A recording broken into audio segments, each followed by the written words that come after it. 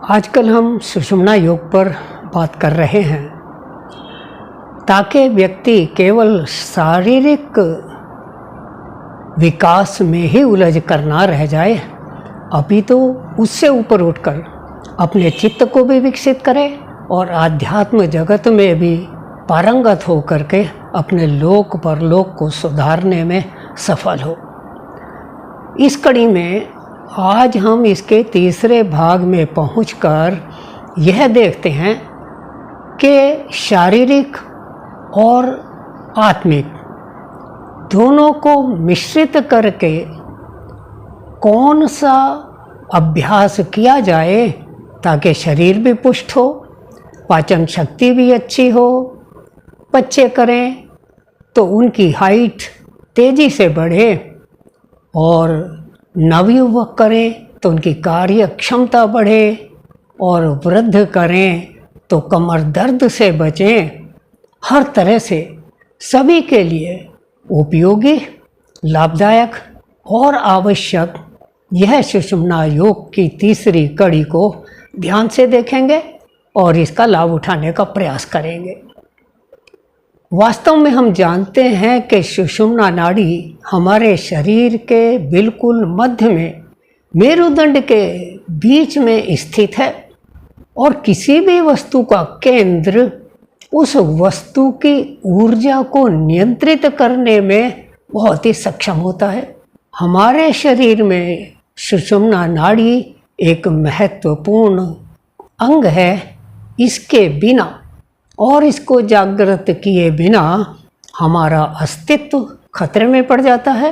मेरुदंड के 7 व्यायामों पर मैं एक वीडियो काफ़ी दिन पहले बना चुका हूँ, जिस पर मेरे बेटे प्रवीण गुप्ता ने करके दिखाया है और मैंने उसको वर्णित किया है। वहाँ से देख करके आप ये 7 व्यायाम सीख सकते हैं, कर सकते हैं, इनका लाभ उठा सकते हैं। केवल उसके बारे में, उसके महत्व के बारे में मैं थोड़ी संक्षिप्त चर्चा करूँगा।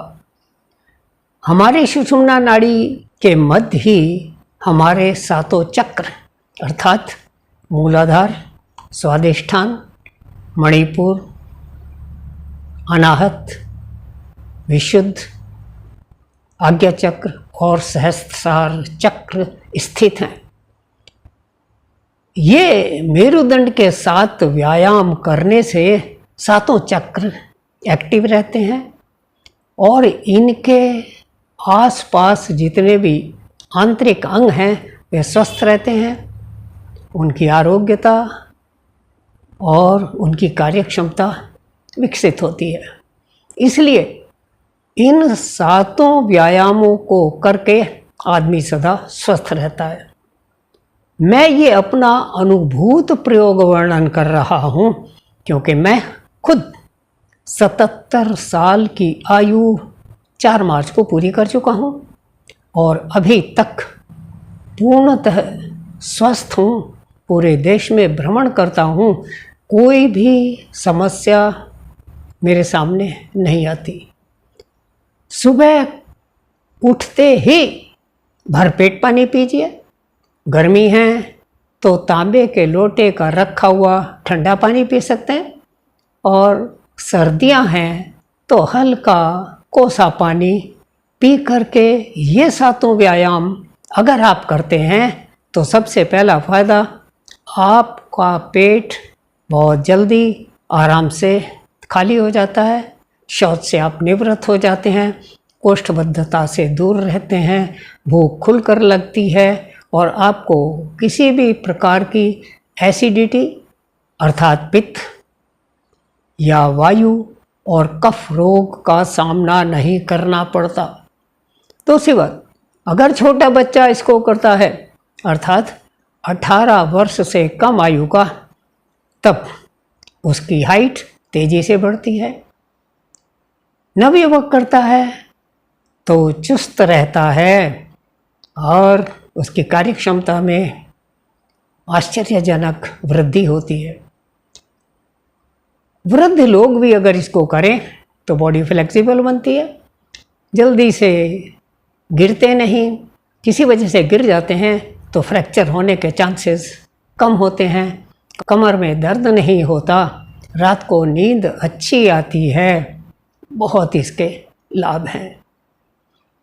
तो वास्तव में इसको करने के लिए हम भरपेट पानी पीकर कमर के बल लेटते हैं और फिर आप जैसा वीडियो में देखेंगे दोनों पैरों के बीच में थोड़ा गैप करके पैर एक तरफ, गर्दन दूसरी तरफ, पैर जिधर जाते हैं उसके दूसरी तरफ गर्दन जाती है, अर्थात जैसे हम कपड़े को निचोड़ते हैं, ट्विस्ट करते हैं, इसी प्रकार शरीर को ट्विस्ट किया जाता है। फ्लेक्सिबिलिटी बहुत बढ़ती है, बहुत ही अच्छी ये क्रिया है।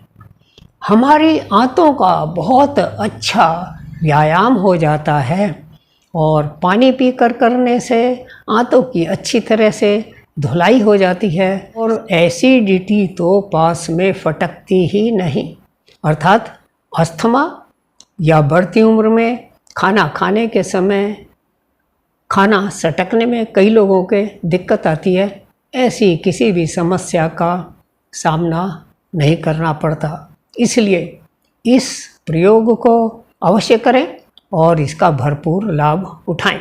हम जानते हैं कि योगाभ्यास करने के समय हमें कुछ महत्वपूर्ण बातों पर ध्यान रखना पड़ता है, जैसे कि योगाभ्यास करने के समय सांसों की गति कैसी होनी चाहिए, कहाँ पर सांस भरना चाहिए, कहाँ पर छोड़ना चाहिए, कहाँ पर कुंभक लगाना चाहिए, कितनी देर रोकना चाहिए। ये सातों व्यायाम में हम सांस रोककर आभ्यंतर कुंभक करके तब इनको करते हैं, अर्थात इसके अंदर प्राणायाम और आभ्यंतर कुंभक का बहुत अच्छी तरह से अभ्यास हो जाता है। विशेष बात यह है कि दाएं और बाएं शरीर से बराबर व्यायाम और सांस को रोक करके जब हम इन सातों व्यायामों को करते हैं तो हमारे राइट और लेफ्ट मस्तिष्क को बराबर ऑक्सीजन मिलती है, बराबर उनका व्यायाम होता है। दोनों नासिकाएं बराबर चलने से लेफ्ट और राइट ब्रेन में समता आ जाती है।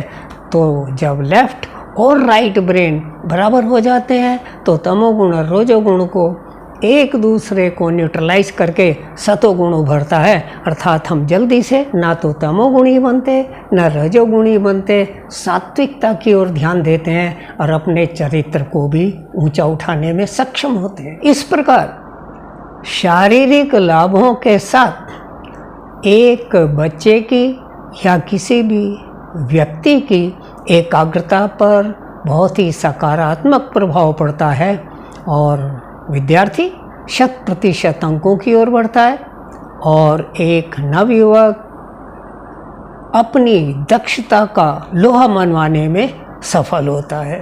इसके करने से हमारी इम्यूनिटी अर्थात आरोग्यता बहुत बढ़ जाती है। इसलिए इसको अवश्य करें, लाभ उठाएं, अपने चहेतों को भी इसे शेयर करें और पुण्य के भागी बने। अगर आपको ये बातें अच्छी लगी हो और इस वीडियो में कोई सार्थकता नज़र आती हो तो अवश्य से लाइक करें, शेयर करें, सब्सक्राइब करें और नमस्ते स्वीकार करें।